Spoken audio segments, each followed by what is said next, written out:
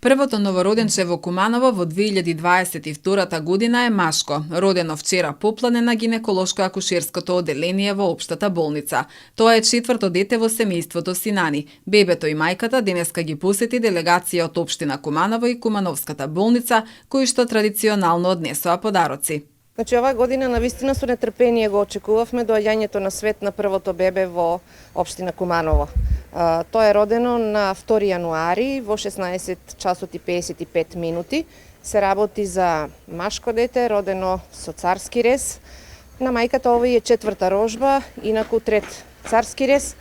Во моментот тие се чувствуваат добро, ги посетивме, им предадовме подароци, во име на градоначалникот, во име на општа болница Куманово и им посакавме секако да имаат добро здравје, многу среќа и радости во животот.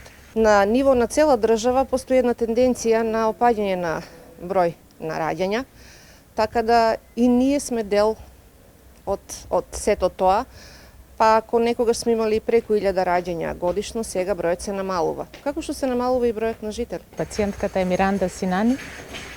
Тој е четврто бебенце, долго очекувано машко, има 3 девојченца и сега ова е четврто машко.